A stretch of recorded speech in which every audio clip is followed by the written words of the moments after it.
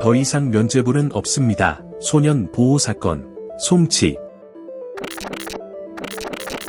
10대들의 강력 범죄, 학교 폭력뿐만 아니라 마약 성범죄 등 학생이 했다고 보기 힘든 강력 범죄가 늘어나며 심각한 사회 문제로 떠오르는 만큼 이에 따른 처벌 또한 가볍게 생각하시면 안 됩니다. 만약 여러분의 미성년 자녀가 범죄에 연루되었다면 평택형 사변호사의 도움을 받으셔야 합니다. 평택형 사변호사가 직접 상담을 진행하는 평택법률사무소 휘선은 평택법원 맞은편 이디야 커피 건물 3층에 위치하고 있습니다.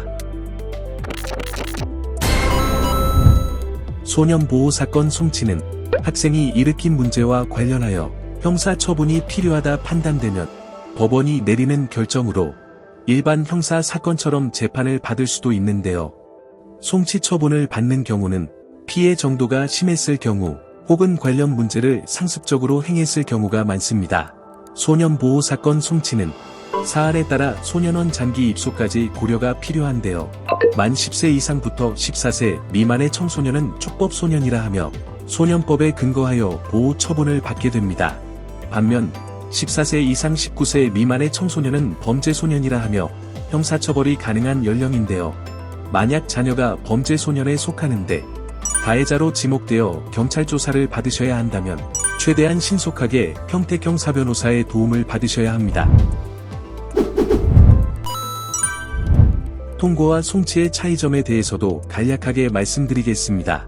통고는 수사기관을 거치지 않고 학교 또는 보호관찰소장이 직접 법원으로 사건을 접수하는 것을 말합니다. 송치는 학교 등 교육기관에서 관할하는 것이 아닌 수사기관에서 직접 처벌을 요하기 위해 진행되는 절차인데요.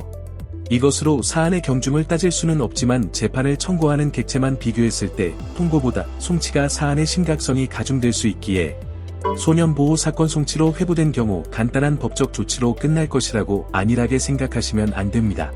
10대 청소년 범죄율이 증가함에 따라 심각한 사회 문제로 떠오르며 실제로 8호 처분 이상을 받을 경우 소년원에 수감되는 등 처벌이 강화된 만큼 사건 발생 초기부터 평택형 사변호사 법률사무소 휘선의 도움을 받으셔야 합니다.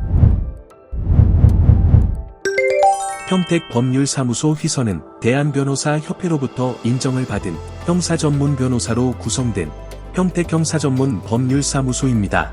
모든 상담은 평택형사전문 변호사 이혜선 대표 변호사와 이준희 대표 변호사가 직접 진행하고 있습니다. 우리 자녀를 위한 선택 평택법률사무소 휘선 2명의 대표 변호사가 직접 상담을 진행합니다.